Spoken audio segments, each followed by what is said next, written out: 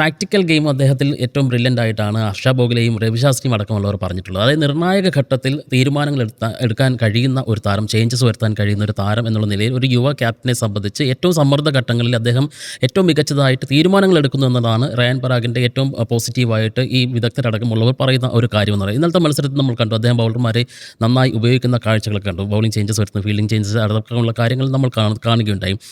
ഈ ഒരു കാര്യം കൊണ്ടാണ് ടീം ജയിച്ചുകൊണ്ടിരിക്കുമ്പോൾ അദ്ദേഹത്തിൻ്റെ പെർഫോമൻസ് ഏത് അളവോളം താഴെ പോയാലും അത് നമുക്ക് പ്രത്യക്ഷത്തിൽ ഒരു പക്ഷേ അത് കോൺട്രിബ്യൂഷൻ എന്താണെന്ന് അറിയാൻ പറ്റില്ല. പക്ഷേ അദ്ദേഹം ഫീൽഡിൽ വരുത്തുന്ന തീരുമാനങ്ങൾ, താരങ്ങളിൽ അർപ്പിക്കുന്ന വിശ്വാസം, ഈ രാജസ്ഥാൻ്റെ ഒരു വലിയ ഗുണമെന്ന് പറയുന്നത് അവർ യുവനിര ആയതുകൊണ്ട് കൂടി തന്നെ റയാൻ പരാഗിന് ആ ടീമിനെ മൊത്തത്തിൽ കൺട്രോൾ ചെയ്യാൻ കഴിയുന്നുണ്ട്.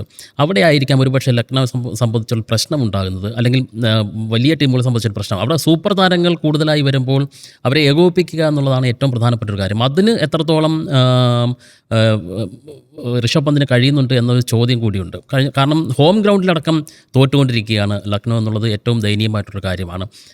മിച്ചൽ മാർഷ് അടക്കമുള്ള എക്സ്പീരിയൻസ്ഡ് ആയിട്ട് ക്യാപ്റ്റൻസി തരത്തിൽ ചിന്തിക്കാൻ കഴിയുന്ന താരങ്ങൾ അവിടെ നിൽക്കുമ്പോഴാണ് ക്യാപ്റ്റനായിട്ട് അദ്ദേഹം തുടരുന്നത് എന്നുള്ളതാണ്. പക്ഷേ അവിടെ അതിനെ സാധൂകരിക്കണമെങ്കിൽ അദ്ദേഹം കുറച്ചുകൂടി പെർഫോമൻസ് നടത്തേണ്ടതുണ്ട്. അതുകൂടി അദ്ദേഹത്തിന് കഴിയുന്നില്ല.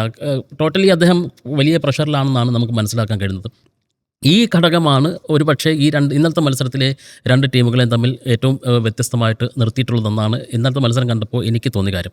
പിന്നെ ചില താരങ്ങളെ നിലനിർത്തുന്നത് സംബന്ധിച്ച് വിശ്വാസം അർപ്പിക്കുക, ആ താരങ്ങളെ വിശ്വാസം അർപ്പിക്കുക, അദ്ദേഹം പരാജയപ്പെട്ടു പോയാലും അവരിൽ വിശ്വാസം അർപ്പിക്കുക എന്നുള്ള റോൾ കൂടി നിർണായകമാണ്.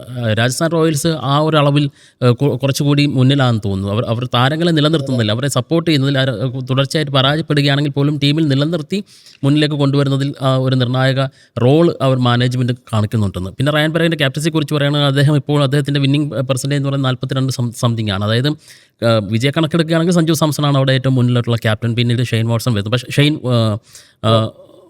ഷെയ്ൻ വോൺ വരുന്നു. പിന്നെ പക്ഷേ മറ്റുള്ള ഷെയ്ൻ വാട്സൺ അടക്കമുള്ളവർ നയിച്ചതിനേക്കാളും മുന്നിലാണ് ഇപ്പോൾ റയാൻ പരാഗിൻ്റെ ക്യാപ്റ്റൻസി എന്ന് പറയുന്നത്. അങ്ങനെ നോക്കുകയാണെങ്കിൽ തീർച്ചയായിട്ടും ഇപ്പോഴൊരു സേഫ് സോണിലാണ് രാജസ്ഥാൻ റോയൽസ് നിൽക്കുന്നത്. കഴിഞ്ഞ സീസണുകളിൽ അവർ പിന്നിലേക്ക് പോയെങ്കിലും ഈ സീസണിൽ നമ്മൾ ആദ്യം പറഞ്ഞ പോയിന്റിലേക്ക് തന്നെ വരികയാണ്. ആദ്യ 4-ൽ തീർച്ചയായിട്ടും രാജസ്ഥാൻ റോയൽസ് ഉണ്ടാകും എന്നുള്ളതാണ്. പക്ഷേ അതിനപ്പുറത്തേക്ക് പോകാൻ തക്ക കേപ്പബിൾ ആയിട്ടുള്ള ഒരു ടീമാണോ ഇതെന്നുള്ളതാണ് ഇനി നമുക്ക് അറിയാനുള്ളത്.